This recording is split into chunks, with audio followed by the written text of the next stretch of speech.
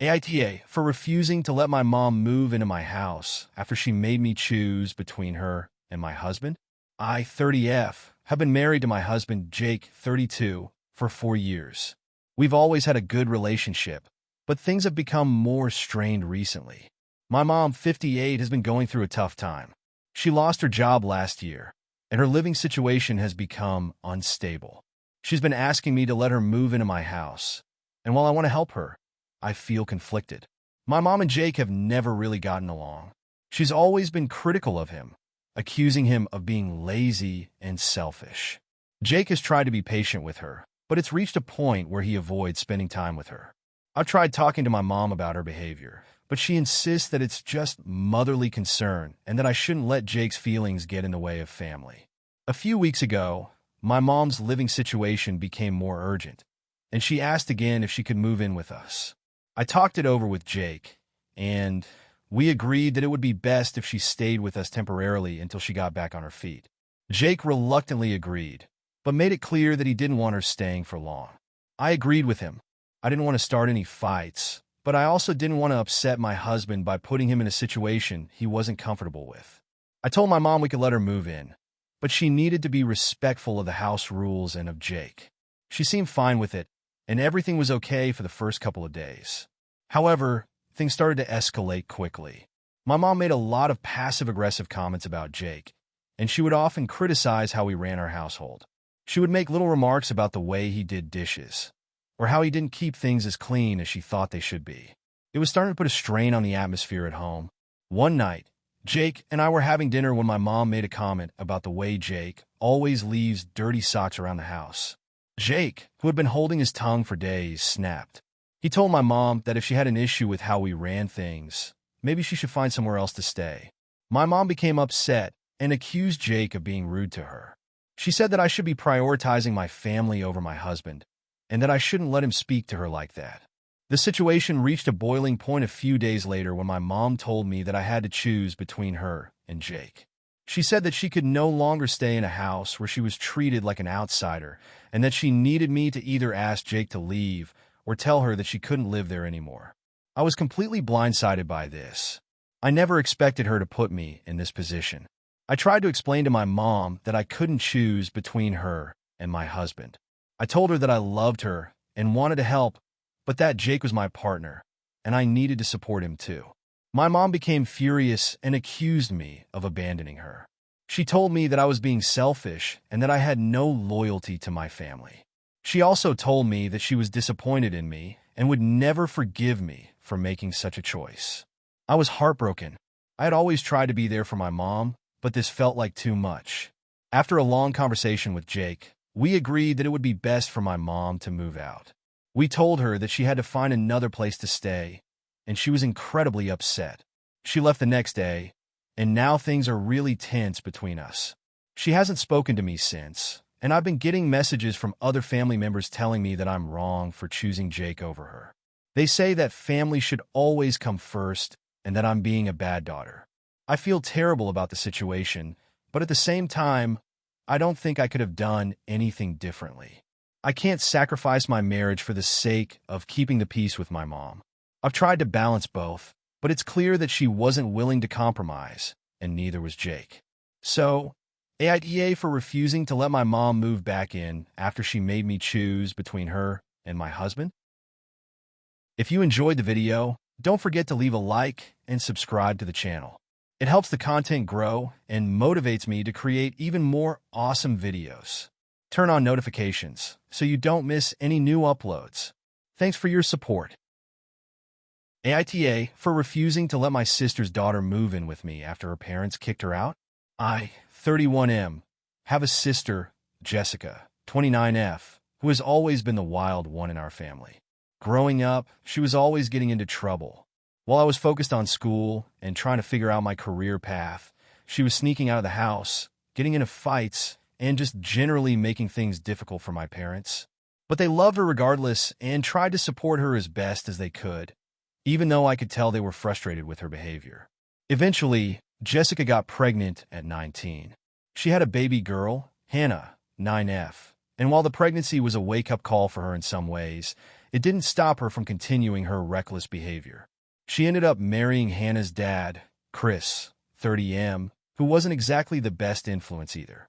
They both struggled with addiction for a few years, but recently, things seem to have taken a turn for the worse.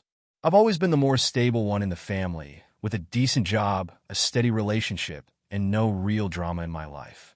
I live alone in a 2-bedroom apartment, which I rent because I'm not ready to buy a house yet. While my family's issues have been stressful for me at times, I've always tried to maintain a distance, mostly because I didn't want to get dragged into their chaos. I'm close to my parents, but not super close to Jessica, mostly because of her past actions and the way she treats people. Over the past few months, Jessica and Chris have been fighting a lot. They're both working low-wage jobs, and the stress has taken a toll on their marriage. They've both struggled with maintaining any kind of routine or stable lifestyle for their daughter, which really worries me. Hannah is a sweet kid, but she's had to deal with way too much for someone her age. I've seen her a lot over the years, but I've always noticed that she's just a little off in a way that kids shouldn't be. I've tried to talk to Jessica about it before, but she brushes me off, saying that everything is fine. Last week, Jessica called me and told me that she and Chris were at their breaking point and that they were seriously thinking about separating. She then dropped a bombshell. Chris had kicked Hannah out of their house.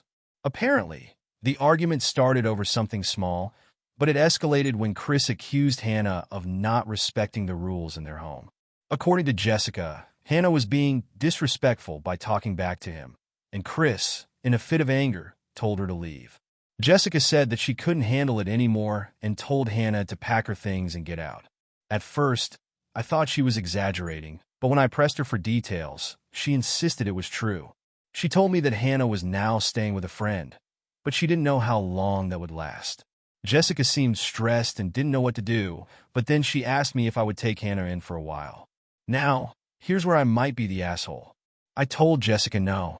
I explained that I'm not in a position to take in a 9-year-old for an indefinite period of time, especially with the way things are between her and her parents. I don't have the space for it, and I didn't feel comfortable bringing that kind of responsibility into my life. I told her that I care about Hannah, but my life is already stressful enough, and I didn't want to add any more chaos to it.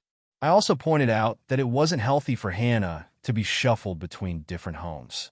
She needed stability, and Jessica and Chris needed to figure things out. Jessica got really upset and accused me of being selfish. She said I was turning my back on my niece and that I was no better than Chris. She said that I was the only family member with the resources to help, and if I didn't step up, Hannah would end up in foster care. I told her that she needed to take responsibility as Hannah's mother and figure things out with Chris, instead of expecting me to fix things for her. I reminded her that I had always supported her, but that didn't mean I was going to take on her problems. The conversation ended with her telling me I was being heartless and that I would regret not helping. I haven't heard from her since then, and I feel like the entire family is now judging me. My parents called me a few days later, and my mom asked me what was going on. I explained everything, but my mom thinks I should have helped, saying that family should always come first. My dad is a bit more neutral, but mentioned that my sister was struggling, and I should have at least offered to help for a short time until they figured things out. A few of my friends have also weighed in, and most of them say that I'm not in the wrong. They've pointed out that it's not my responsibility to fix my sister's mess, and that I shouldn't have to sacrifice my own peace of mind for someone else's problems. They also mentioned that Jessica has a history of not taking responsibility for her own actions, and that it's not fair to expect me to always be the one to bail her out. Still, I can't shake the feeling that maybe I should have done more. Hannah's just a kid, and I feel awful thinking about her being stuck in the middle of all this. I know that if I had agreed to let her stay with me, I would have been taking on a huge responsibility, but part of me wonders if that's what a good family member should do. I can't help but think that if I'd been there for her, things might have been different. So, AITA for refusing to let my sister's daughter move in with me after her parents kicked her out? Edit. I just want to clarify that I'm not against helping out my niece in the long term. I've offered to take her on weekends or take her out for some activities to give her a break, but taking her in full-time wasn't something I felt I could do. I also want to add that Hannah has had a rough time, but she also has behavioral issues that my sister and her husband have not addressed properly.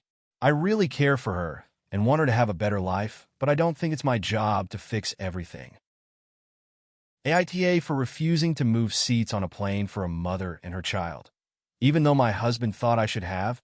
So, my husband, 34M, and I, 32F, just got back from a vacation that we had been planning for over a year.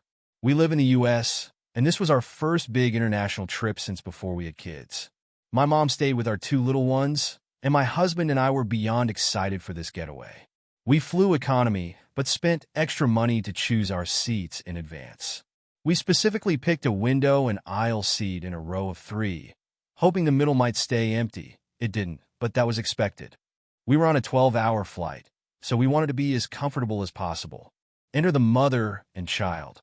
They board a bit after us, and the mother, probably mid-30s, is holding her son's hand. He looked to be around 5 or 6. She sees our row, looks at her ticket, then at me, and then says, "Oh, excuse me, I think my son is supposed to be in that seat." She points to the middle seat. The kid immediately starts getting upset, saying, "Mommy, I want to sit with you."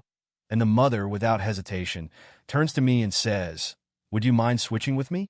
I'm just across the aisle." I glance at my husband, who looks at me like, "Come on, be nice," but I shake my head. "Sorry, we booked these seats together." The mother sighs, looking exhausted, and says, "I understand, but he's really little, and I'd really appreciate it." I say, "I'm sorry, but I paid extra for this seat, and I'd like to keep it." At this point, people are looking. The kid is whining louder, and the mother gives me this exasperated, almost pleading look. A flight attendant comes by, and the mother asks if there's anything they can do. The attendant says the flight is full and asks me directly, "Ma'am, would you be willing to switch?" Again, I say no. The mother huffs and says, "Wow, okay," then tells her son, "You'll have to sit by yourself, sweetie." The kid is practically in tears as he sits down between my husband and me. For the first half of the flight, this woman kept throwing me looks, and my husband was quiet. At some point, when the kid fell asleep, my husband leaned over and whispered, "You could have just switched, you know." I whispered back, "We planned this trip for a year. I'm not moving to a worse seat because someone else didn't plan ahead." He dropped it, but the tension between us didn't fully disappear. When we landed, the woman made some passive-aggressive comment about how some people have no compassion, but I just ignored her. When we got home, my husband brought it up again. He said he understood my reasoning, but felt like I had been too rigid, and that sometimes doing the kind thing is more important than being right. I told him that I didn't do anything wrong, and that if this woman wanted to sit with her child, she should have booked seats together like we did. Now I'm wondering, was I the asshole? AITA for refusing to pay for my sister's wedding after she told me I wasn't allowed to bring my child. I, 33M, have a sister, Rachel, 30F, who has always been close to me. Growing up, we were each other's best friends. We had our share of sibling disagreements, but we were always there for one another, especially as we got older and went through different life stages. She's recently gotten engaged to Mark, 32M, and as her older brother, I was happy for her. I knew how much she wanted to settle down and start a family, and I supported that. About 3 months ago, Rachel started planning her wedding, which is set for this summer. As the wedding details began to take shape, I was asked to be a part of her wedding planning. She asked me if I could help with some of the financial aspects, specifically contributing to the cost of the reception venue, catering, and a few other things that had become a bit too much for her and Mark to handle alone. I agreed, knowing how much she was investing in this special day, and I wanted to help. I'm in a stable financial situation. I make a good salary as a software engineer, and I've been able to save for a few years. I've always been supportive of my family, and this felt like a way to give back. Rachel was grateful, and we talked about the specifics of what I would contribute. She had a very clear vision of the wedding, and I was happy to pitch in and make it happen. Now here's where things took a turn. About a month ago, I was talking to Rachel on the phone, and she casually mentioned that I wouldn't be able to bring my child, Ben 5, to the wedding. I was taken aback and asked her why. She explained that she wanted the wedding to be adults only because she and Mark were looking for a more sophisticated atmosphere and didn't want to deal with kids running around. I immediately felt uncomfortable. Ben is my only child, and we're very close. I understand the desire for a specific atmosphere, but excluding kids feels a little harsh, especially given that my family is very child-friendly, and Ben has always been well-behaved in social settings. I tried to keep calm and asked her if she could make an exception for Ben, as he's part of the family, and I'd rather not miss such an important day because of him. I told her that I would be coming alone if I had to, but I really didn't feel right about leaving him behind. Rachel was firm, and she told me that this was her special day, and she didn't want anything to distract from it. She then told me she didn't want to have to cater to kids or deal with tantrums. I was kind of shocked at her tone. I told her I understood, but it was hard to swallow, and I wasn't sure I'd be comfortable attending without Ben. I also mentioned that I was contributing a large amount of money toward the wedding, and it seemed unfair to be asked to pay for something that my child wasn't even welcome at. Rachel quickly shot back, saying that if I didn't want to come without him, that was my decision, but she wasn't changing her mind. She said that it wasn't personal and that she was just trying to make the event as grown-up as possible. I couldn't understand why Ben, who is always well-behaved, was suddenly seen as a nuisance. But I didn't want to create tension, so I tried to remain civil, although I was feeling frustrated. I talked it over with my partner, 35F, and we agreed that this situation wasn't right. Ben and I are a package deal, and while I love my sister, I felt that she was being unreasonable. My partner suggested that I have a more direct conversation with Rachel and explain that if my son wasn't welcome, then I wasn't comfortable helping financially with the wedding anymore. At the end of the day, I'd be paying for a celebration where my own flesh and blood wasn't even allowed to attend, and that felt wrong. So, a few days later, I called Rachel and explained my feelings. I told her that I was still happy for her and wanted to be there to support her on her special day. But if Ben couldn't be there, then I'd need to reconsider my contribution. I explained that it wasn't about being petty. It was about family. I wanted to celebrate with her, but I also wanted my son to be a part of that celebration, even if he wasn't participating in all the adult conversations. Rachel's response wasn't what I was expecting. She became very upset and told me that I was being selfish. She accused me of trying to make her wedding all about me and said that I was being unreasonable. I pointed out that I was just asking for basic fairness, especially since I was offering financial support. She said I was trying to hold her wedding hostage, and that my child wasn't welcome because she and Mark didn't want a bunch of little kids running around making noise. The conversation ended on a tense note, and we haven't spoken much since. My parents are disappointed in me, but I'm not sure if they're disappointed in my decision or the way I've handled it. They've tried to convince me to just let it go and attend the wedding, but I feel strongly about this. I feel that if I contribute significantly to the wedding, I should have a say in what that contribution means. I'm not asking for the world, just for my son to be included in the day, as it's a family event. A few of my friends think I'm in the right, while others think I'm being dramatic. Some say that I should just suck it up and go, and others think I'm right to stand firm. I've been going back and forth in my mind about whether I'm being too stubborn, but I also don't want to feel like I'm being disrespected. So, AITA for refusing to pay for my sister's wedding after she told me I wasn't allowed to bring my child? Edit. Some people have asked why I didn't just not contribute if I wasn't okay with the no kids policy. The reason I did offer to help initially is that I love my sister and wanted to support her wedding. But when she told me Ben couldn't attend, it just felt like a slap in the face considering I was helping financially. It wasn't about the money. It was about the principle of family. AITA for refusing to share my inheritance with my stepbrother? So a little backstory. My mom passed away when I was 10, and it was just my dad and me for a long time.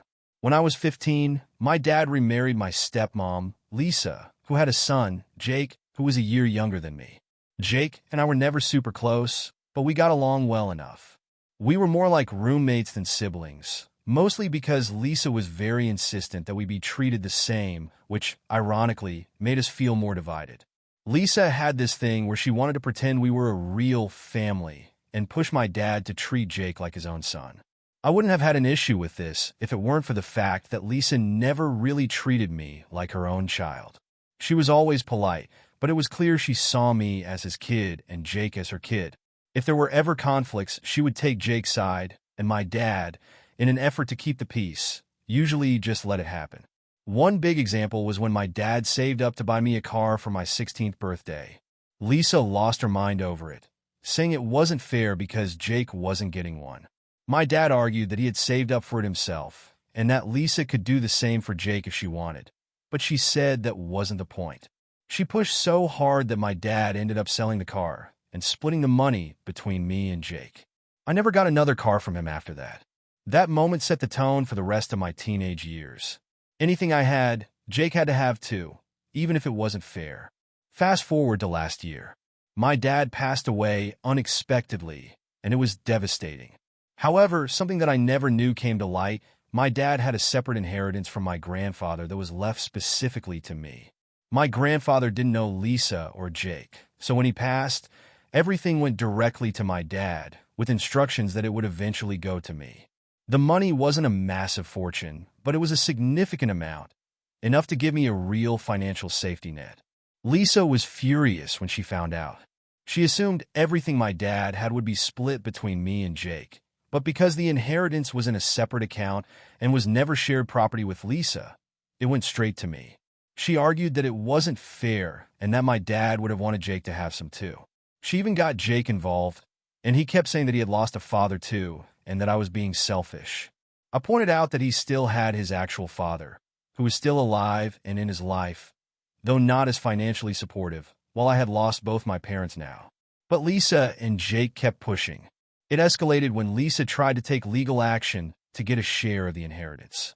She lost because legally she had no claim, but now most of my extended family is calling me selfish. They say that I should share because family takes care of each other and that I should think about what my dad would have wanted. The thing is, I don't believe my dad would have wanted me to share. If he did, he would have set up a joint inheritance or split his assets differently. He left Jake some money and assets from what he personally owned, but my inheritance was from my grandfather. I think my dad honored that. But the pressure from my family is getting to me. They say that I'm making things harder for Lisa and Jake when they're grieving too, and that the money could change their lives. I don't doubt that it could, but it could change my life too. I've always had to share everything, and for once, I just want to have something of my own. AITA for refusing to share my inheritance. AITA for calling out my friend for taking credit for my hard work. I, 27F, have a group of close friends that I've known since high school. We've all stuck together through the years, and I would consider us more like family than just friends. There's one friend, Emily, 28F, who has been a part of this group since the beginning.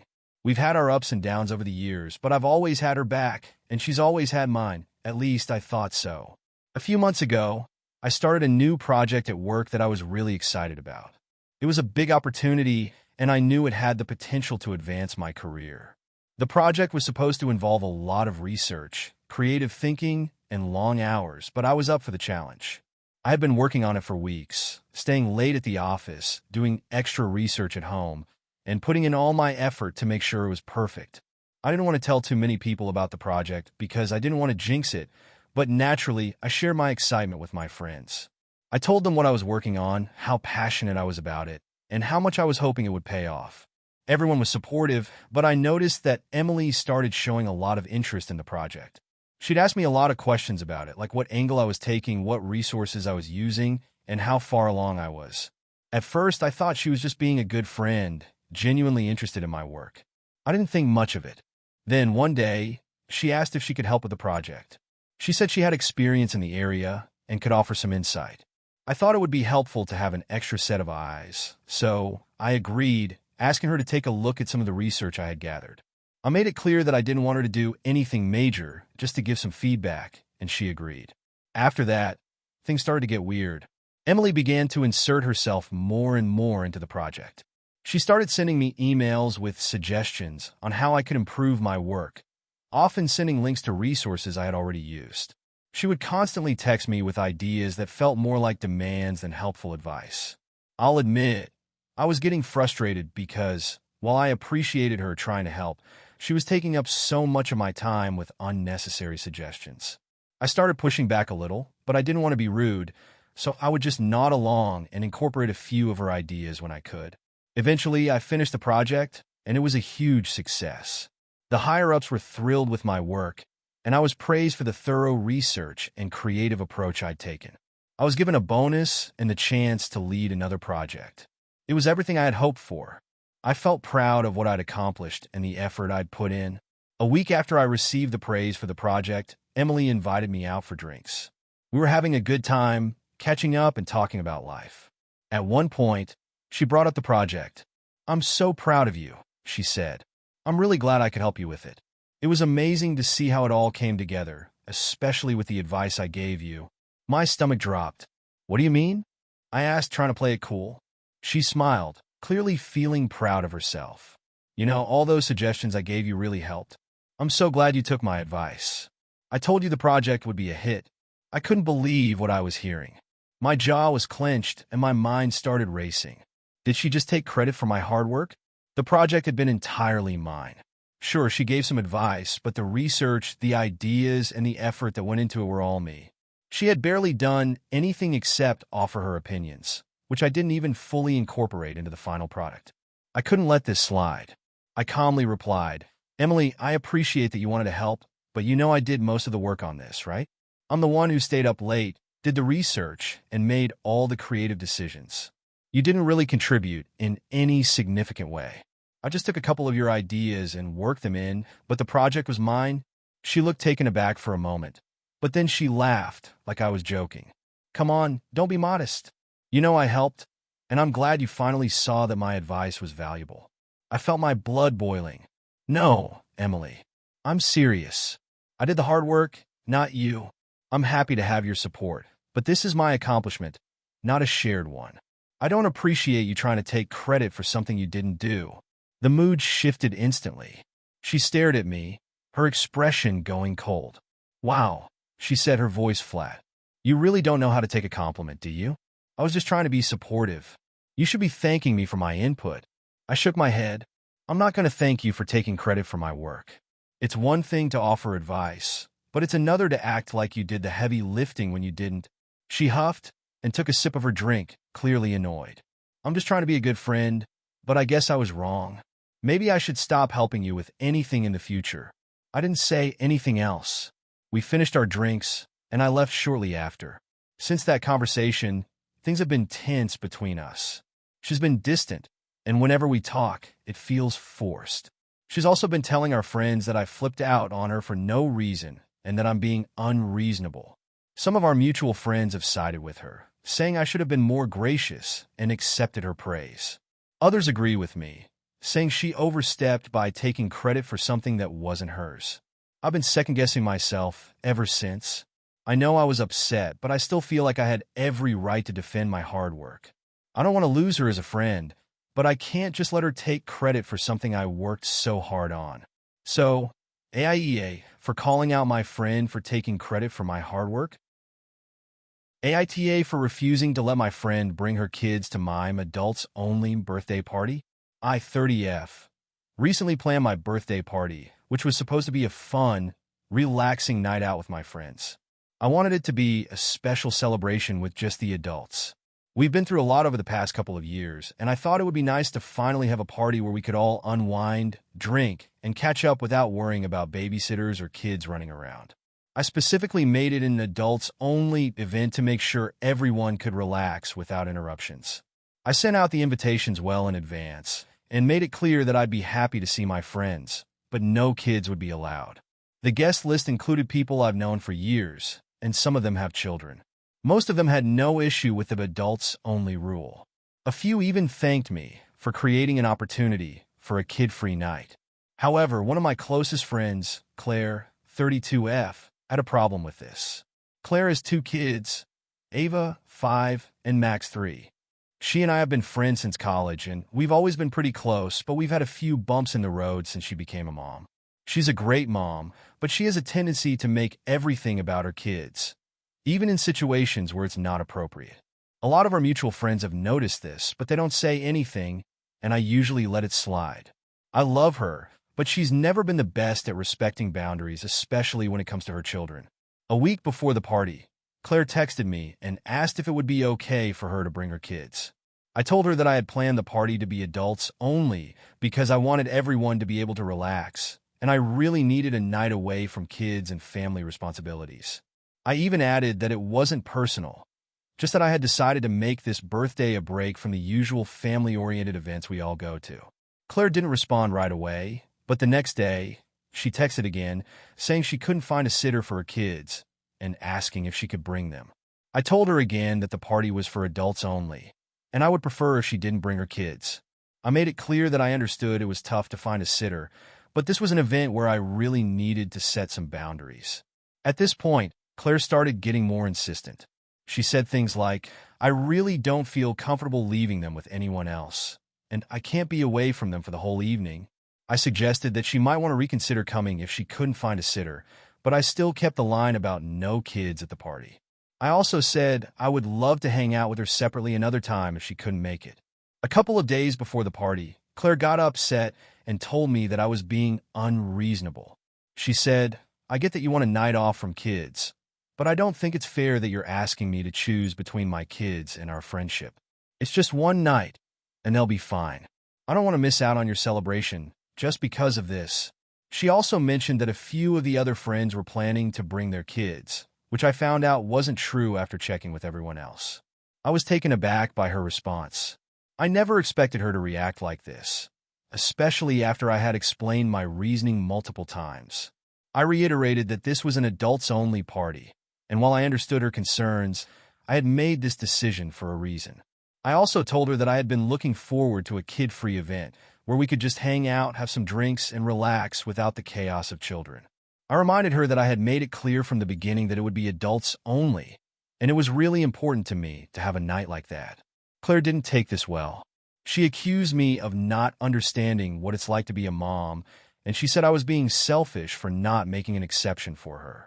She told me that I was being exclusionary and that I was making her feel bad for wanting to bring her kids to my party. She also said, "If you were a better friend, you'd want me to be there with my kids. It's not like they'll be running around causing trouble. You're making a big deal out of nothing." I was stunned. I've always tried to be a good friend to Claire, and I couldn't believe that she was now trying to guilt me into changing my plans. I reminded her that I had no issue with her bringing her kids to other events, but this was a special occasion for me, and I had made the decision to keep it adults only. In the end, Claire sent me a message saying that if I couldn't accept her bringing her kids, she wouldn't come to the party. She told me she was disappointed in me for not being understanding and that it was my loss. She also mentioned that she would have loved to be there, but my rules were too much. I felt hurt and conflicted. I wanted to have a good time with all my friends, and I never imagined this would turn into such a big issue. But at the same time, I didn't feel like I should have to change my plans just to accommodate her. After all, I had made my boundaries clear, and I felt like it wasn't fair for her to try to push them just because she couldn't find a sitter. The night of the party came, and I had a fantastic time. The party was everything I wanted, a relaxing, fun evening with my friends. We laughed, played games, and just enjoyed the evening without any stress. However, I couldn't stop thinking about Claire. I missed having her there, but I also knew that I had made the right decision for myself. The next day, Claire reached out and said that I had ruined our friendship over something so small. She said she was hurt that I didn't make more of an effort to include her, and that she felt rejected. I told her that I wasn't rejecting her as a person, but simply asking for a boundary to be respected. I also told her that I was still open to spending time with her, just not at the party. Now, I'm wondering if I was too harsh in sticking to my guns. I don't want to lose my friendship with Claire, but I also feel like I shouldn't have to sacrifice my own boundaries just to make someone else happy. So, AITA for refusing to let my friend bring her kids to my adults-only birthday party. AITA for calling out my sister at my wedding for not letting me speak at her wedding. So, I, 28F, recently got married to my husband, 29M. It was a beautiful day. Everything went perfectly, and we were surrounded by family and friends. The only thing that really bothered me was my sister, Kate, 31F. She has always been the golden child in our family, and I have spent a lot of my life feeling overshadowed by her. Our parents adore her, and while they love me, I can never quite seem to measure up to her in their eyes. Kate and I have always had a complicated relationship. She's always been the more outgoing, social, and confident one. Meanwhile, I've always been more introverted, shy, and honestly, I never quite felt like I fit in with the rest of the family. Still, we've had our moments of closeness, and despite our differences, I've always been supportive of her and her achievements. even when I feel a little envious or left out. But recently, things have gotten tense between us. A couple of months ago, Kate announced that she was engaged to her longtime boyfriend, Ben, 33M. She was so excited and told me that she wanted me to be her maid of honor. I was thrilled, of course, and I immediately agreed to help her plan the wedding. I've always been there for her, and I was eager to make sure her big day was perfect. But things quickly took a turn. Kate started planning her wedding with what can only be described as a complete lack of consideration for anyone else, especially me. She had very specific ideas about everything, from the guest list to the decorations to the timeline of events. I completely understand that it's her wedding, and I was happy to follow her lead as her maid of honor.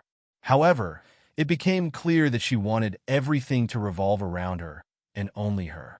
She shut down every suggestion I made, no matter how small or reasonable. I tried to suggest a few ideas, like having a quiet space for people to sit and talk during the reception, or even just helping her with some of the little details, but she dismissed everything I brought up, acting like I didn't know what I was talking about. The most frustrating part was when I asked if I could give a short speech at her wedding. I've never been good at speaking in front of large groups, but I thought this would be a nice moment for me to share some words about our relationship and the bond we share as sisters. Kate immediately shut me down, saying, "You're my maid of honor, so you'll stand by me, but that's it. I don't want anyone else speaking at my wedding." I was hurt, but I didn't want to cause a scene, so I agreed to just go along with it. Fast forward to my own wedding day. I was overjoyed to be marrying the love of my life. It was everything I dreamed of and more. My sister Kate was, of course, at the wedding, but she was acting strange. She seemed distant, and I couldn't help but feel like she was trying to make the day about herself in subtle ways. At one point during the reception, I noticed her standing in the corner, talking to a group of people and completely ignoring me. I didn't want to confront her and ruin the day, but I couldn't shake the feeling that something was off. As the night went on, I decided to give a short speech at my wedding. I've always wanted to express how much my friends and family mean to me, and I felt like this was my moment. I got up, took the mic, and started speaking about my journey with my husband, the love we share, and how grateful I am for all the people who have supported me along the way.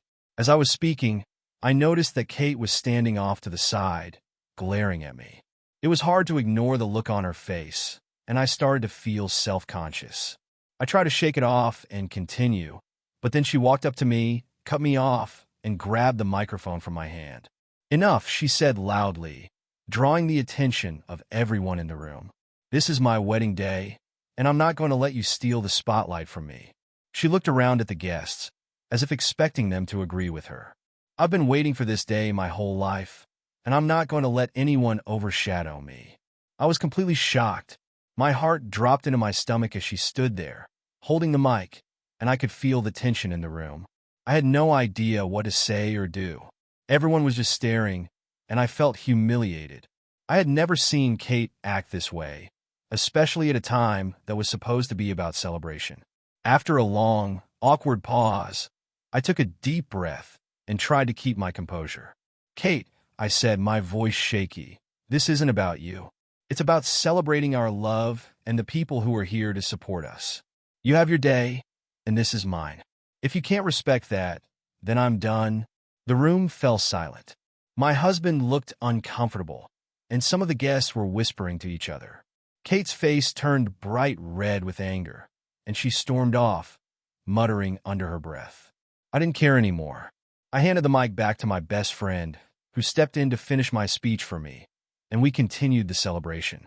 The rest of the night was a little awkward, but I felt better knowing that I had stood up for myself.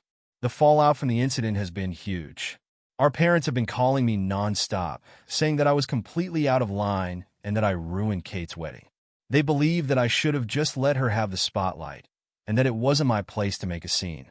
Kate has barely spoken to me since the wedding and has made it clear that she's furious.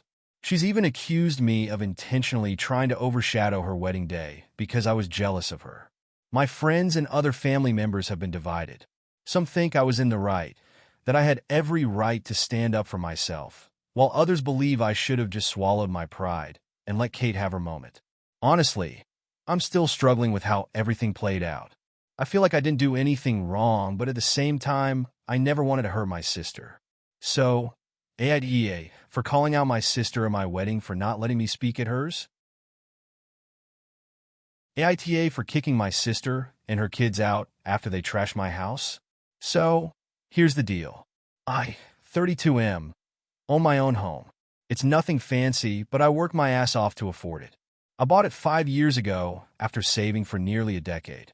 I put a lot of work into it, remodeling, landscaping, making it my own. It's my pride and joy. My sister, Emily, 34F, has always been a bit of a mess. She has 3 kids, 10M, 8F, 5F, and their dad is completely out of the picture. She's always struggled financially, partly because she refuses to hold down a stable job and partly because she makes terrible financial decisions. She spends money on things like expensive takeout, designer clothes, and random junk she doesn't need, then turns around and says she can't afford rent or groceries. A few months ago, she called me in tears saying she was getting evicted. She had nowhere to go, and if she didn't find a place soon, CPS might get involved because she couldn't provide stable housing for her kids. She begged me to let her and the kids stay with me until she got back on her feet. I was hesitant because I know how she is, but at the end of the day, she's my sister, and I didn't want my nieces and nephew to suffer. I laid out clear rules before they moved in. I told her this was temporary, and she needed to be actively looking for a job and a new place. I also said I expected them to respect my home. No trashing the place, no excessive mess, and she needed to keep her kids in check. She agreed to everything, promised it would only be a few months, and moved in. From day one, it was a disaster. Her kids had zero discipline. They ran through the house like wild animals, broke things, spilled food everywhere, and never cleaned up after themselves. Emily barely lifted a finger to control them. If I said anything, she'd either shrug it off or say, "They're just kids." Within the first week, they had drawn all over my walls with markers, spilled juice on my couch, and didn't clean it up, left food all over the house, which attracted ants. Somehow managed to break my coffee table by jumping on it. I tried talking to Emily multiple times. I reminded her of our agreement and told her she needed to discipline her kids and clean up after them. She'd always say she was trying her best, but that being a single mom is hard. A month in, I found out she hadn't even started looking for a job. Instead, she spent her days lounging around, scrolling through her phone, watching TV, and occasionally taking the kids out to do fun things, using money she claimed she didn't have. When I confronted her, she burst into tears, saying she was too stressed to focus on job hunting right now and needed more time. By the 3rd month, my house was a disaster zone. I came home one day to find the kids had gotten into my office and destroyed my gaming setup, knocked over my monitor, broke my keyboard, and spilled something sticky all over my desk. That was my breaking point. I lost it. I told Emily she had 2 weeks to find another place because I was done. She started screaming that I was heartless, that I didn't understand how hard it was for her, and that I was choosing my stupid video games over her kids having a home. She called our parents, who immediately took her side, saying that family helps family and that I was being cruel for kicking out a struggling mother. The 2 weeks came and went, and she made no effort to leave. When I reminded her, she started crying again, saying she had nowhere to go. At that point, I didn't care. I gave her another week and told her that if she wasn't gone, I'd start the formal eviction process. That got her moving. She and the kids left, but not before trashing the place even more. When I walked into the guest room they had been using, I nearly had a heart attack. Food smeared into the carpet, crayon and marker drawings all over the walls, broken toys, and trash everywhere.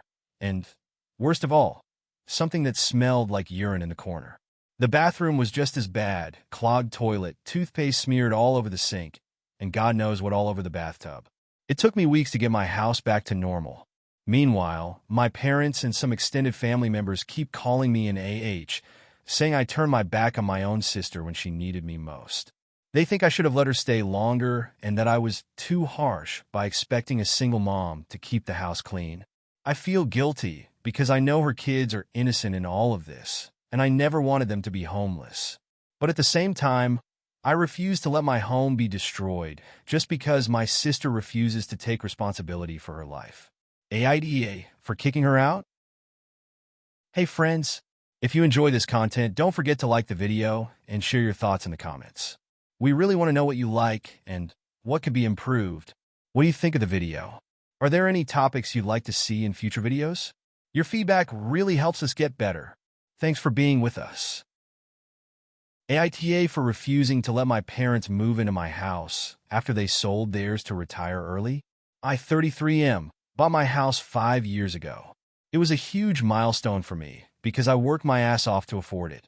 I didn't come from money. My parents, 59M and 56F, always struggled financially, and we moved around a lot when I was a kid because they could never keep up with mortgage payments or rent. I promised myself that when I got older, I'd make sure I had financial stability and never had to rely on anyone else. My parents, on the other hand, have never been great with money. They lived paycheck to paycheck, made impulsive purchases, and never saved for the future. About a year ago, they made a decision that shocked everyone. They sold their house and decided to retire early. They had no real savings, but their plan was to use the money from the sale to travel and enjoy life while they were still young enough to do so. I warned them that this was a bad idea. I asked them what they planned to do when the money ran out, but they brushed me off, saying they'd figure it out later. They spent the next year traveling across the country, staying in expensive hotels, eating at fancy restaurants, and acting like they were millionaires. Every time I talked to them, they were in a new city, posting about their retirement adventures.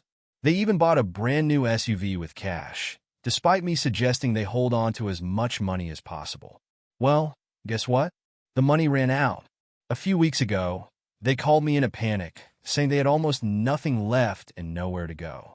They had assumed they'd have plenty of time before needing to settle down again, but they hadn't planned for inflation, unexpected expenses, or just how fast money disappears when you're spending without a budget.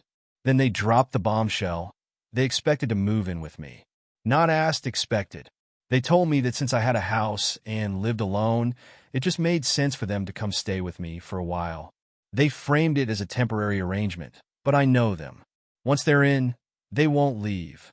They'll settle in, get comfortable, and suddenly it'll be my responsibility to support them indefinitely.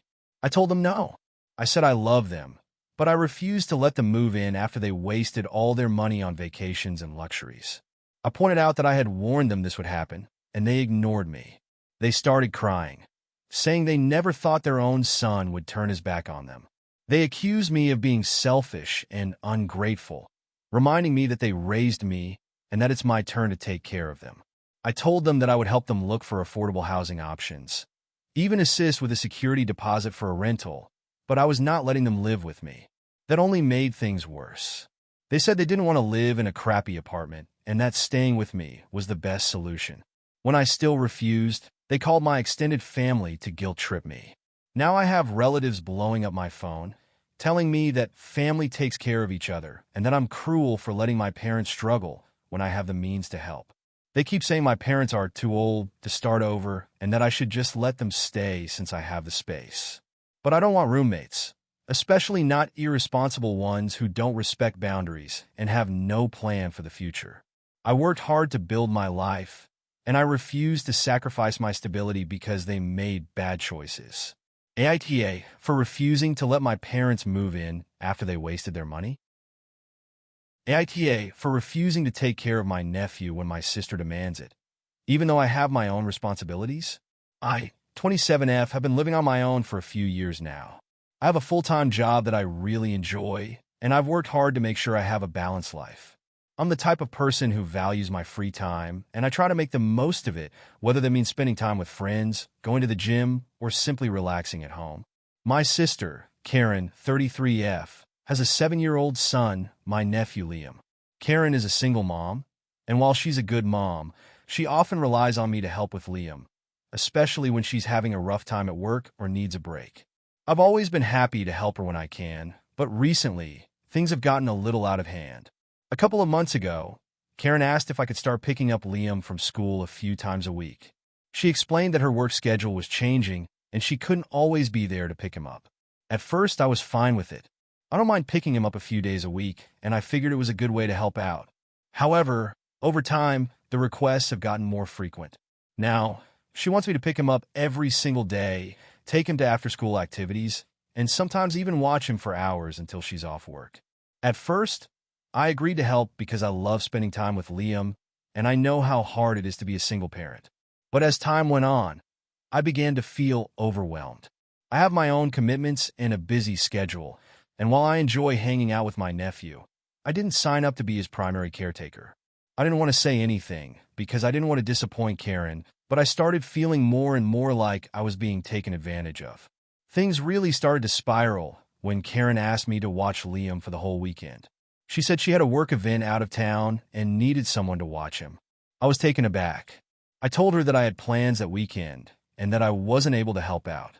She got upset and said, "I've been there for you so many times, and now I need your help. It's just one weekend. You can't even make time for me when I really need it." I explained that I wasn't available, and I really didn't feel comfortable taking on that kind of responsibility on such short notice. She accused me of being selfish and told me that it was just one weekend, and I shouldn't act like it was such a big deal. She even made a comment about how I didn't seem to care about Liam as much as she thought I did. I still stood my ground and told her that I couldn't help out this time. She was frustrated, but she didn't push the issue too much. However, this situation left me feeling guilty, and I started to question if I was being unreasonable. I know being a single parent is hard, but I also have my own life and responsibilities to take care of. Then a few weeks later, Karen called me again. This time, she told me that her car was in the shop and she couldn't pick up Liam from school that day. She asked if I could pick him up and take him home. I agreed, but I made it clear that I couldn't do it every day. She said, "I understand, but I really need you to help out. I don't have anyone else I can count on. Can you please just step up more? I don't know what I'd do without you." I felt bad, but I also felt like I had to set boundaries. I told her that I couldn't take on more than I already was. She didn't take it well. She started saying things like, "I'm just asking for a little help. Why is it such a big deal? And you're being so dramatic about it. I'm just trying to manage my life." It was at that moment that I realized she wasn't really hearing me. I was just being used as a backup whenever it was convenient for her. I had started feeling like I was expected to be on call for Liam, and it was starting to affect my mental health. I knew I had to have a serious conversation with her about boundaries. So, the next time she asked me to help, I said no. I told her that I needed to take a step back, and that while I was happy to help out when I couldn't be the one she relied on for everything. I told her I had my own responsibilities, and that I couldn't put my life on hold to be there for her every time she asked. Karen didn't take this well. She said, "You've always been the one I could count on, and now you're telling me no? I don't understand why you're acting like this. I've been nothing but supportive of you, and now you're acting like you can't help your sister out when I need it most." I told her that it wasn't about not helping her. It was about respecting my boundaries. I explained that I couldn't continue taking on her responsibilities, and that I needed to take care of myself too. She started crying and said, "I'm just asking for a little help, and you're making it feel like I'm asking for too much. How can you just leave me hanging like this? I don't know what I'll do without you." I felt horrible. I've always been there for her, and I want to be a supportive sister, but at the same time, I can't keep sacrificing my own time and energy for her convenience. I tried to explain this, but she didn't really understand. She just kept saying that I was being selfish. Now I'm feeling conflicted. On one hand, I know I'm not wrong for wanting to set boundaries and take care of my own life. On the other hand, I don't want to hurt her, and I know being a single mom is tough. I also don't want Liam to feel like I'm abandoning him, especially since he's just a kid. So, AITA for refusing to take care of my nephew when my sister demands it, even though I have my own responsibilities. AITA for refusing to give my best friend the money I saved for my vacation. I, 28F, have been friends with Jesse, 30F, for almost a decade. We met in college, and we've been inseparable ever since. We've supported each other through breakups, job changes, family drama, and everything in between. I consider her one of the most important people in my life, and I've always tried to be there for her when she needs it. We've had some rocky patches, but we've always worked things out because of how much we value each other's friendship. Recently, I've been saving for a vacation I've dreamed of for years. It's something I've been working toward for a long time, and I finally had enough money saved to go. The plan was to go to Bali with a group of friends, and I was beyond excited about it. I've worked hard to save every penny for this trip, cutting back on things I would usually spend money on and prioritizing this vacation above all else. This is a big deal for me because I rarely take vacations, and I felt like I really deserved it after years of hard work. I told Jessie about the trip a few months ago, and she was excited for me. She knew how much this vacation meant to me, and I could tell she was genuinely happy for me. We've always talked about traveling together, but because of different schedules and financial situations, we've never been able to make it happen. She said she hoped to be able to travel someday, too, and we even joked about planning something together in the future. Things took a turn, however, when Jessie ran into some financial trouble. About a month ago, she told me that she had lost her job. I felt terrible for her and immediately offered support, both emotionally and financially. She told me she had enough saved to get by for a while, but she was still looking for a new job. She seemed optimistic, but I could tell she was stressed. I assured her that everything would work out, and I'd be there to help in any way I could. A week after our conversation, Jessie came to me with a more urgent request. She asked if I could lend her a significant amount of money to cover her rent and bills until she found a new job. I didn't hesitate and agreed to help her out. I know how hard it can be to lose a job, and I wanted to support my friend. I even went out of my way to rearrange my finances to lend her what she needed, knowing that it might take a few months for her to get back on her feet. I didn't expect anything in return, and she promised she would pay me back as soon as she could. Since then, I've been checking in with Jessie regularly. She seemed to be doing okay, and she said she was actively searching for jobs. She also reassured me that she would be able to pay me back soon. I didn't push the issue because I trusted her, and I was genuinely happy to help. However, last week, things took a different turn. Jessie called me out of the blue and asked if we could talk. She sounded a bit anxious, and when we got on the phone, she explained that she had something important to ask. I assumed it was related to her job search, but I wasn't prepared for what she said next. Jessie told me that she had decided she wanted to go on a vacation as well. She said that her job situation had been stressing her out so much that she felt like she needed a break. She said she'd been thinking about it for a while and wanted to go to the same destination I had planned for my trip, Bali. She asked me if I could lend her the money she needed to cover the cost of her flights, accommodation, and spending money so she could come with me. She said she understood that I had my own vacation planned, but she was feeling overwhelmed by everything, and this trip would be a great way for her to recharge and get back to feeling like herself. I was taken aback. I don't know why, but I wasn't expecting that request at all. I had been so focused on my own vacation and the financial sacrifices I had made to make it happen that the idea of lending her money for her own trip felt wrong. I reminded her that I had already lent her money to cover her rent and bills, and while I was happy to help her out, this was a different situation. My trip had been in the works for months, and I'd sacrificed a lot to make it happen. I told her that I wasn't in a position to lend her money for a vacation when I was already struggling to save for my own. Jessie got upset. She said that she was just asking for help, that she didn't expect me to pay for everything, but that if I could lend her the money, it would make a huge difference in her being able to go. She said, "I thought we were supposed to be there for each other, especially when times are tough. I'm not asking you to give it to me forever, just a little help for something that would make me feel better."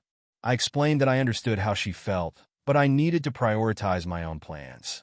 I had saved for months, and this vacation was important to me, not just for relaxation, but as a reward for the hard work I had put into my career. I also reminded her that I had already helped her out a lot financially, and that I couldn't keep giving without impacting my own well-being. Jessie's response really shocked me. She said, "I can't believe you're saying no. You know I would do anything to help you if you needed it.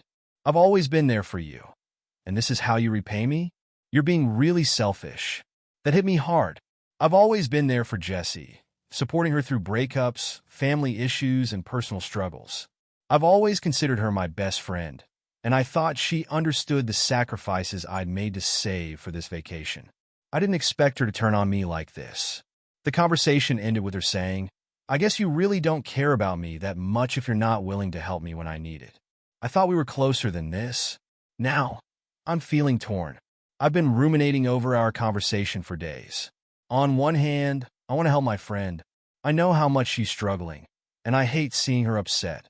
But on the other hand, I feel like I've already given a lot, and shouldn't have to sacrifice my own dreams and plans for someone else, especially when it's a luxury like a vacation.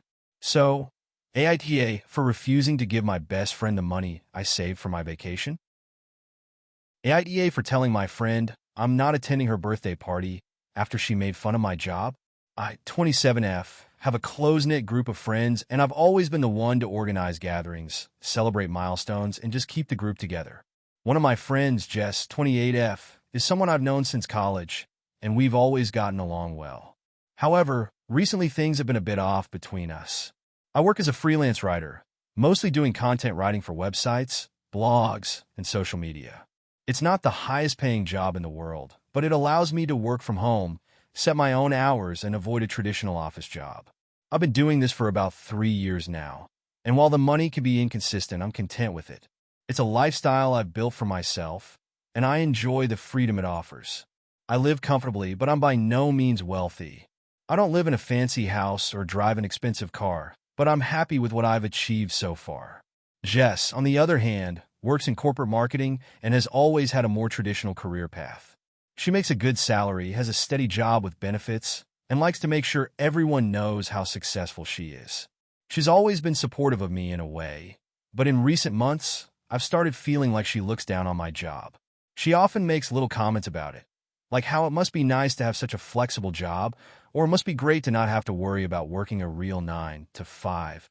At first, I brushed it off. I figured maybe she didn't mean anything by it, but then the comments started becoming more frequent and pointed. One night at a dinner with the group, we were talking about our jobs, and I mentioned how I was working on a big project for a client. Jess laughed and said, "Yeah, I bet your big project is just writing some fluff piece for a blog about skincare or something." I tried to laugh it off, but I could feel the sting of her words. I didn't understand why she would belittle my work like that when I've always been supportive of hers. The next time I saw her, Jess started talking about her birthday party. She was having a big celebration and invited the whole friend group. She mentioned how the party would be held at a fancy rooftop bar in the city, and she said, "I'm so excited to have everyone there. But, of course, I don't expect any of you to understand the pressures of planning an event like this. I mean, none of you have a real job like me. I'm sure you're all just happy to show up, right?"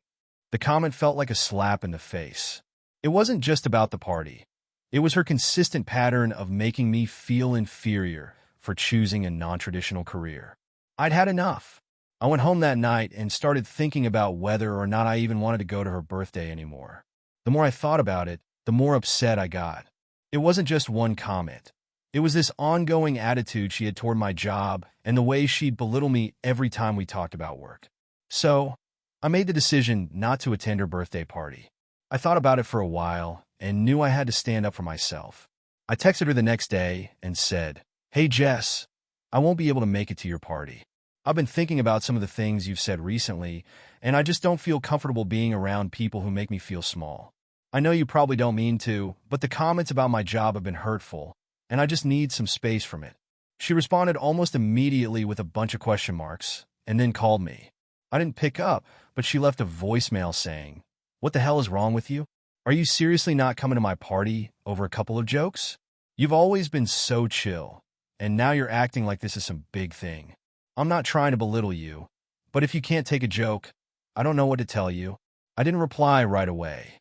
I was honestly just so upset by her reaction. I felt like I was being attacked for having feelings and standing up for myself. I didn't want to explain myself further over text, so I decided to sit on it for a while. Eventually, she texted me again saying, "Fine, whatever. You don't have to come. But you're making a big deal out of nothing. I guess I just won't invite you to anything again if it's such an issue." Now, all of our mutual friends are reaching out to me, asking why I'm not going to Jess's party. They all know about my job and have never made fun of it. I've tried to explain why I'm upset, but some of them think I'm overreacting. They're saying things like, "Just didn't mean it like that," or "She's just joking, you should let it go." But honestly, I feel like I shouldn't have to just let it go. So, here I am, feeling guilty for standing up for myself, but also not willing to let Jess's comments slide anymore. I feel like I've always been supportive of her, and this time, it's my turn to be respected. AITA for refusing to go to my friend's birthday party after she made fun of my job. AITA for telling my parents I won't attend Thanksgiving if they invite my brother's girlfriend. I, 26F, come from a pretty close-knit family, and Thanksgiving has always been a big deal to us. We get together every year, and it's usually a time when we all catch up, eat way too much food, and just enjoy each other's company. However, this year, things are a bit complicated, and I'm not sure if I'm in the wrong for how I'm handling it. My brother, Daniel, 29M, has been dating his girlfriend, Tiffany, 27F, for a little over a year now. At first, I didn't think much of her. They'd been friends for a while before they started dating, so I assumed she'd be someone who fit into the family easily. But as time went on, I started noticing things about Tiffany that I didn't particularly like. I'm not sure if she just didn't know how to interact with my family or if it was something more deliberate, but she often came off as rude and dismissive. For example, at my cousin's wedding last summer, Tiffany kept making comments about how small town everything felt and how the decor was too much for her taste. She even made a comment to my mom about how the food wasn't what she'd pick out at a fancy restaurant. And my mom is an amazing cook who puts a lot of effort into making sure everyone is happy. I could tell my mom was hurt by this, but she didn't say anything because she's always been the type to keep the peace. That incident stuck with me, and it made me feel uncomfortable around her. Then, at my birthday dinner a few months ago, Tiffany tried to make the conversation all about her. She talked about her job for the entire night, barely acknowledging anyone else or asking how the rest of us were doing. She interrupted other people's conversations, made everything about herself, and acted like we were supposed to be impressed by her accomplishments. I'm all for supporting people's success, but it felt like she was trying to one-up everyone and make herself the center of attention. I could see my other family members getting annoyed as well, but no one said anything because we didn't want to cause drama. It got to the point where my mom mentioned to me that she wasn't sure how much longer Tiffany and Daniel would last, but she wasn't going to say anything directly because Daniel was so attached to her. My dad wasn't thrilled with her either, especially after she made a sarcastic comment about how my dad's job didn't seem very impressive compared to hers. She works in marketing at a company I won't name, and my dad has been in the same job for over 30 years. I don't know what it is about her, but there's just this feeling that she's condescending and doesn't really respect anyone else in the family. Fast forward to the present. Thanksgiving is coming up, and I've been looking forward to spending time with my family. The problem is, Daniel told me that Tiffany would be attending the dinner this year. He said it was a big step for their relationship, and he was really excited to have her there. He asked if I'd be okay with it, and I tried to keep my cool. I told him honestly that I wasn't thrilled about Tiffany coming because of her behavior in the past, but I didn't want to ruin Thanksgiving. I said I would try to be polite, but I didn't make any promises. Daniel was disappointed, but said he understood my concerns. However, a few days later, he texted me saying that Tiffany was really excited about attending and hoped I would be a little more open-minded about the situation. I was honestly frustrated at that point. I've tried being polite and tolerant, but Tiffany's behavior is starting to affect me, and I don't feel comfortable being around her anymore. I spoke to my mom and dad about it, and they both said they were fine with Tiffany coming, even though they've had similar concerns about her. They just didn't want to stir the pot. My mom said something like, "It's important for the family to come together, and she's Daniel's girlfriend. Let's just make the best of it." That's when I lost it.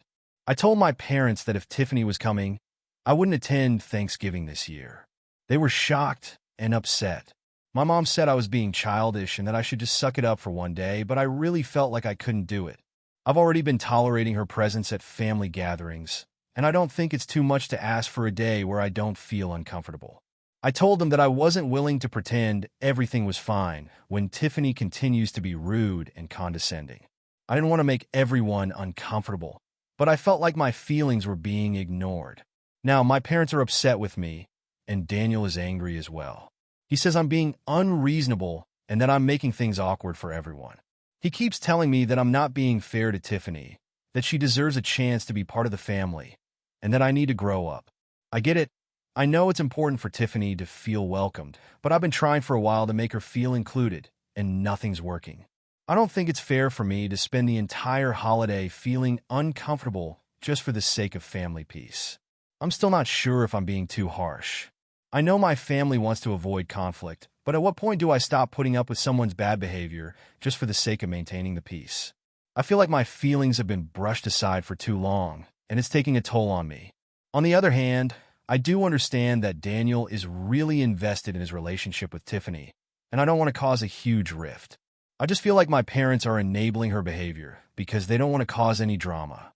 So, AITA for telling my parents I won't attend Thanksgiving if they invite my brother's girlfriend?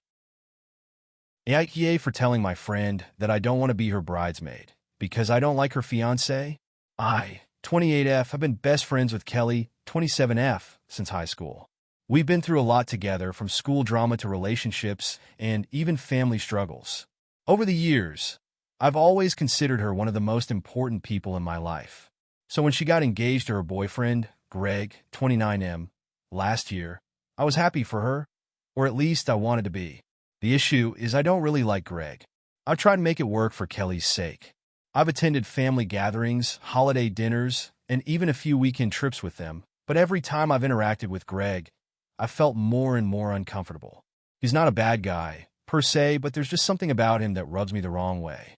He's arrogant, dismissive, and sometimes downright rude. I know that sounds harsh, but it's been building up over the course of their relationship.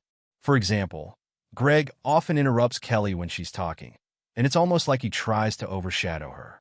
I've noticed this a lot during group conversations, where Kelly will be sharing something, and he'll jump in with his own opinion, acting like his thoughts are more important. When I've tried to politely redirect the conversation back to her, he'll dismiss it with something like, "Oh, it's not that big of a deal," or "I just wanted to give my input." But it's clear to me that he's doing it because he wants to be the center of attention. Another thing that bothers me is how he treats people who don't share his views. For example, last year, we were at a dinner where we started talking about politics. Now, I'm not a very political person, but I know how to have a respectful discussion. However, Greg started going off on people who didn't agree with his opinions, calling them idiots and sheep. It was uncomfortable, and when I asked him to tone it down a little, he just smirked and said, "Why should I? If people can't handle a real conversation, then maybe they shouldn't be talking." I told Kelly about it afterward because it really bothered me, and I didn't think it was appropriate. She brushed it off, saying Greg just has strong opinions and that I shouldn't take it personally. I've tried to let it go, but after every encounter with him, I've felt more and more disconnected from their relationship. When Kelly got engaged, I was happy for her. I really was. I know how much she loves Greg, and I wanted to support her in every way possible. She asked me to be her maid of honor, which was an honor for me. I agreed right away, not thinking too much about it. But as the wedding planning has been progressing, things have started to feel off. Kelly has been talking more and more about her dream wedding, and I've been helping her with the planning as much as I can. But the more I interact with Greg, the more I feel uncomfortable. A few months ago, Kelly told me that Greg had asked her to have a groom's-only bachelor party, which I thought was strange. She seemed excited about it, so I didn't say anything. But when she mentioned that he didn't want any of the bridesmaids involved in any wedding-related events or discussions, I started to get a sinking feeling. She explained that Greg didn't want to be too involved with the wedding planning, but he had a vision for it, and he expected her to stick to his ideas. I started to feel like my role as a bridesmaid, let alone maid of honor, was being minimized. I mentioned this to Kelly, and she told me I was overthinking things. She assured me that she wanted me to be a part of everything, but that Greg had strong opinions about certain things. I felt like she was brushing off my concerns, and it made me feel even more uncomfortable. It wasn't about not wanting to support her. It was about the fact that Greg was starting to take control of everything, even down to how the wedding was supposed to look and feel. The final straw came a few weeks ago when Kelly invited me over for a wedding planning session. I thought we'd have a fun girls' night of talking wedding details, but when I arrived, Greg was there too. He was sitting on the couch, scrolling through his phone, making snide comments here and there about the decorations, the color scheme, and even the music choices Kelly had made. At one point, he said, "I don't get why you're making such a big deal out of all this. Just pick a couple of colors and go with it. No one really cares about this stuff." I was speechless. Kelly just laughed it off, but I could tell she was starting to get frustrated with his attitude. I decided to speak up and said, "Greg, maybe you should just let Kelly handle the wedding details. It's supposed to be her special day, too." He looked at me with a smirk and said, "Well, it's my wedding too, isn't it? I just think we're overcomplicating things for no reason. You all are making it sound like it's some kind of fairy tale." I could feel my frustration bubbling up, but I held it in. I looked at Kelly and said, "I'm really sorry, but I think I'm going to step back from the wedding planning for a bit. I just can't deal with this energy right now." Kelly looked taken aback, but didn't argue. That night, I sent Kelly a text saying that I didn't feel comfortable continuing as her maid of honor and that I wasn't sure I could be a part of the wedding at all. I told her that it wasn't about her, but that I was struggling to support her relationship with Greg, given how he treated me, my friends, and even her at times. I told her I didn't feel respected by him, and I didn't think I could stand by her side on her big day while feeling that way. Kelly was upset. She called me crying and said I was being ridiculous. She said she couldn't believe I was willing to ruin our friendship over Greg and that I was letting my personal feelings about him get in the way of her happiness. She said I was being selfish and that it was unfair to her because I was supposed to be there for her. She accused me of trying to control her life by not supporting her choice to marry Greg. I felt horrible, but at the same time, I knew I had to stand my ground. I can't just pretend everything is fine when I'm uncomfortable with her choice of partner and how he's treating her and the people around him. After the conversation, I haven't been in touch with her as much, and things are tense. So, AITA for telling my friend that I don't want to be her bridesmaid because I don't like her fiancé. AITA for refusing to help my sister pay for her kids' college after she sold her house to live a luxurious life. I, 30M, have an older sister, Michelle, 35F, who has always been the more outgoing, spontaneous one in the family. Growing up, she was the type to always go on big trips, buy the latest gadgets, and make financial decisions that made me scratch my head. I'm not saying she was reckless, but it always seemed like she was living for the moment without thinking about the long-term consequences. I, on the other hand, have always been a bit more practical. I studied hard, got a good job, and spent years saving up for a house. My wife, 28F, and I are comfortable, but we're not living lavishly. We don't take extravagant vacations, and we're careful about our finances because we've always planned for the future. Last year, Michelle sold her house, which was worth a decent amount, and decided to take a few years off work to enjoy life. She bought a brand new car, started traveling more, and spent a significant amount on designer clothes, fancy dinners, and random luxury purchases. I couldn't help but notice the stark difference in how she was living compared to me and my family. She'd send me pictures of her exotic vacations, new shopping hauls, and nights out at expensive restaurants while casually mentioning how she was just living her best life. It wasn't like I was jealous. I was happy for her that she was living the life she wanted, but I couldn't help but think about her kids, Alex, 18M, and Lily, 16F. She has always been a good mom, but I knew she wasn't saving for their future, and I worried about how she would provide for them once her money ran out. A few months ago, I had a conversation with Michelle where I asked her about the kids' college plans. She brushed it off, saying she'd figure it out, and that Alex and Lily are smart, they'll get scholarships. At the time, I tried to be supportive, but something about that response didn't sit right with me. Then last week, I got a call from Michelle. She said she needed to talk to me about something important. She told me she had just looked at her bank account and realized she was running out of money. She'd been living off the sale of her house for a while. But now, with the money almost gone, she was panicking about how she was going to pay for Alex and Lily's college tuition. My heart dropped. Michelle admitted she had made no plans for their education, and now that the money was running out, she had no idea how she was going to afford it. She asked me for help, saying that since I was doing well for myself, I could pay for at least part of their tuition. Now, I've always been close with my niece and nephew, and I do care about them. But the reality is that I've been working hard to build my own future. My wife and I have been saving for a house, our retirement, and our future children, and I simply don't have the extra money to help pay for Michelle's lifestyle decisions. I told Michelle I wouldn't be able to help pay for college. I tried to explain that I couldn't justify giving her money after she sold her house and used the proceeds for luxury expenses instead of saving for her kids' future.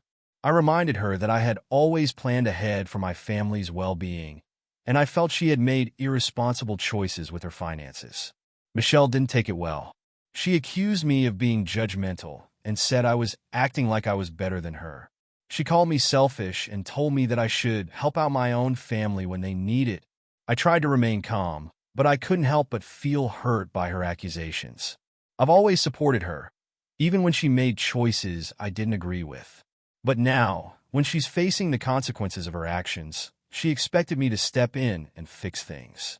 It didn't stop there. A few days later, Michelle called my parents to complain about me. They immediately called me to say that I needed to help my sister, that she was in a tough spot, and that family should always help family. They said I was being too harsh and that I was punishing Michelle for her mistakes instead of supporting her. I still stand by my decision, but now my parents are upset with me, and I'm being labeled as the selfish sibling. They've even hinted that if I don't help, it will affect my relationship with the whole family. My wife is supportive of me, but I can tell that this situation is straining the family dynamics. I've been thinking a lot about it, and while I want to help my niece and nephew, I feel like this is not my responsibility. I didn't sell my house to fund a lavish lifestyle, and I don't think it's fair for me to bail out Michelle when she made poor financial decisions. I've worked hard for what I have, and I don't think it's my job to fix her mistakes, especially when I have my own financial goals to focus on. AITA for refusing to help my sister pay for her kids' college after she sold her house to live a luxurious life. AITA for refusing to allow my brother to move in after he lost his job because he's being irresponsible with his finances. I, 29F, have a younger brother, Ben, 26M, who has always been a bit of a wild card. Growing up, he was the wild one in our family, always getting into trouble, making impulsive decisions, and never really thinking things through. I'm more responsible and organized, and I've always prided myself on my ability to handle things in a practical way. Ben, however, has always lived in the moment. He would quit jobs without thinking, borrow money from family without paying it back, and make decisions that seemed fun in the short term but ended up causing him problems later on. Last year, Ben lost his job at a tech company due to downsizing. I wasn't surprised. He'd been struggling at work for a while. He was constantly late, had a poor work ethic, and just seemed to do the bare minimum. I tried to talk to him about it before he lost the job, but he brushed me off, saying that everything would work out. And sure enough, it didn't. Since losing the job, Ben has been living off savings and spending most of his time playing video games or going out with friends. I've offered him advice on how to budget and how he could look for work, but he hasn't really taken any of it seriously. He just says he's taking a break and that he'll figure it out later. A few months ago, I found out that Ben had been borrowing money from our parents and from friends to cover his rent and basic living expenses. He's already asked me a few times for money, but I've told him no. I explained that I have my own expenses and responsibilities, and I can't afford to support him. I also told him that I would only help if he was actively working toward getting back on his feet, but he just keeps saying that everything's fine, that he's not worried, and that he'll be okay. About a month ago, Ben asked if he could move in with me temporarily while he figured things out. He said he needed a break from everything and that he just needed a place to stay while he looked for a new job. I really didn't want to do this. I'm living on my own, and I'm used to my space and routine. I'm not sure what I expected from Ben, but I know that when he moves in, it's not going to be a temporary arrangement. It's going to be a long-term thing. He's not going to contribute to the bills or take responsibility for his situation. I know him well enough to know that he won't change just because he's living with me. I decided to have a serious talk with him. I told him that while I loved him, I couldn't allow him to move in with me. I explained that I didn't think it was healthy for him to avoid facing the consequences of his own decisions, and I felt like letting him stay with me would only enable him to keep avoiding responsibility. I told him that he needed to figure out his own situation, whether that meant finding a new job, cutting back on expenses, or figuring out a living situation that didn't involve relying on family. I explained that I would help him in other ways, like giving him advice, helping him with his resume, or helping him look for jobs, but I couldn't give him a free pass to stay with me indefinitely. Ben did not take this well. He got upset and accused me of being unsupportive and selfish. He said I was abandoning him when he needed me the most, and that I was being a terrible sister for not helping him out when I had the means to. He said I was being cold-hearted and that if I didn't help him, I was just like everyone else who had given up on him. He went on about how hard it was for him to find a job, how he couldn't keep up with the bills, and how I should just be there for him. I tried to explain that I was supporting him emotionally, but that I couldn't give him a free pass to live with me when he wasn't actively working to change his situation. I told him that at some point, he had to take responsibility for his life and stop relying on others to fix his problems. I pointed out that he had made the choice to not take his job seriously, and now he was reaping the consequences of that. I reminded him that I had worked hard to get where I was, and that I couldn't just throw away my own stability to take care of him. The conversation ended with Ben storming off, and he hasn't spoken to me since. He's been telling our parents that I'm being cruel and that I don't care about him, which isn't true. I love my brother, but I can't enable his behavior anymore. My parents have reached out to me, saying I should just let him stay for a while and that I'm being too harsh. They think I'm overreacting and that he's going through a tough time. They also pointed out that families should stick together, but I feel like I'm doing more harm than good by allowing him to stay with me and avoid taking responsibility for his actions. I've been thinking a lot about it, and I still don't feel like I'm in the wrong. I understand that Ben is struggling, but I don't think letting him move in with me is the solution. I'm trying to help him in other ways, but I can't just let him live off me while he avoids facing the consequences of his own choices. AITA for refusing to allow my brother to move in with me after he lost his job and has been irresponsible with his finances. AITA for confronting my sister about not inviting me to her baby shower because I can't afford a gift. I, 27F, have a younger sister, Katie, 24F, and we've always been pretty close, though we've had our ups and downs over the years. Our relationship became a bit strained a few months ago when I found out that Katie was pregnant. She's been with her boyfriend, Dan, 28M, for a couple of years now, and while I wasn't shocked by the news, I was genuinely happy for them. Katie had always wanted to be a mother, and she seemed really excited about the pregnancy. When Katie announced the baby shower, she sent out invitations to a small group of close friends and family, including me. I was happy for her and immediately marked the date in my calendar. I've always been involved in my sister's life, whether it was helping her with her schoolwork when we were younger or being there for her during difficult breakups. I considered this shower to be another important milestone, and I was looking forward to celebrating with her. However, a few weeks before the shower, Katie sent me a text message asking if I would be bringing a gift. I immediately felt uneasy. While I wanted to give her something nice, I've been in a difficult financial situation lately. I lost my job about 6 months ago, and while I found a part-time job, it doesn't pay nearly as much as my old job did. I've been struggling to make ends meet, paying bills and rent, and I haven't been able to save much at all. My friends and family know I'm struggling, and I've been open about it, but I've been trying to make do with what I have. I sent Katie a message back, explaining that while I would love to get her a gift, I couldn't afford anything extravagant at the moment. I told her that I would still love to come to the shower to celebrate with her, but I might not be able to bring a big gift. I thought I was being honest and respectful of my situation. Katie responded almost immediately, saying that she completely understood and that it was fine.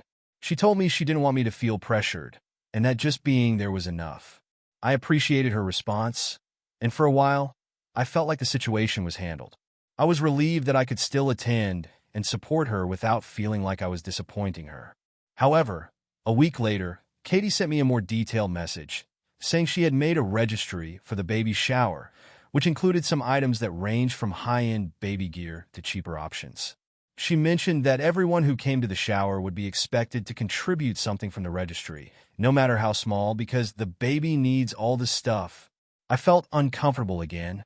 It seemed like she was implying that I had to buy something from the registry, which made me feel pressured. I knew I couldn't afford anything on the list, and I was starting to feel like my presence at the shower wouldn't be enough. I debated for a while about what to do, but I eventually decided to be upfront with her again. I replied, saying that I was really sorry, but I still couldn't afford any of the items on the registry, and that I didn't want to come empty-handed because I knew it would seem rude. I told her that I didn't want to make a big deal out of it, but I felt like I might not be able to attend the shower if there was an expectation to contribute something I couldn't afford.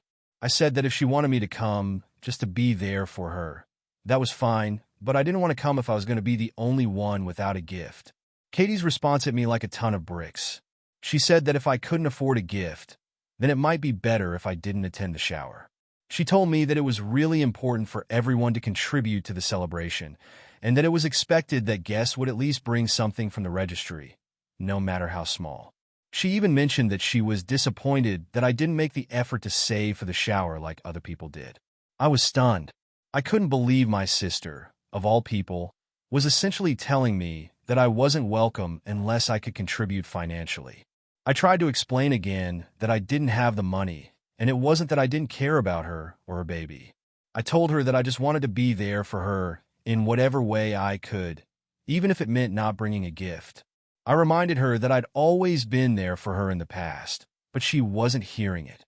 Katie then asked if I really couldn't scrape together even a small amount of money for a gift, saying that everyone else was able to manage. I didn't want to get into specifics, but I told her that my financial situation was more complicated than just not wanting to buy a gift, and that the pressure to spend money was really overwhelming me. I could tell she didn't fully understand, and she told me I should think about it and let her know if I still wanted to come. At that point, I felt humiliated. I had always been there for her, and it felt like my presence at her celebration wasn't enough. It was as though my love and support didn't matter as much as whether I could afford to buy something from a registry. I didn't know what to do, so I ended up texting her one last time, saying that I wasn't comfortable with the situation and that I would rather not attend the shower if the expectation was that I had to bring a gift. I told her I loved her, but I didn't think I could be part of the celebration if that's how things were going to be. I haven't heard back from Katie since then. She hasn't reached out to me, and I've been feeling hurt by the whole situation. My family knows what happened, and while my parents have been supportive, they've also said that maybe I should have just found a way to get a gift, even if it was something small. They said they understood my financial situation, but that it might have been better to just show up and not let the gift thing stop me from being there. I've been wrestling with whether I made the right choice. On one hand, I feel like I shouldn't have to spend money I don't have just to prove I care. But on the other hand, I know Katie's probably disappointed, and I don't want to be seen as someone who doesn't care about her big moment. So, AITA for confronting my sister about not inviting me to her baby shower because I can't afford a gift? Thank you for watching until the end. If you enjoyed this video, don't forget to like and subscribe to the channel so you won't miss new videos. Also, leave a comment. I'd love to hear your thoughts. Your support and engagement mean a lot to me. See you in the next video.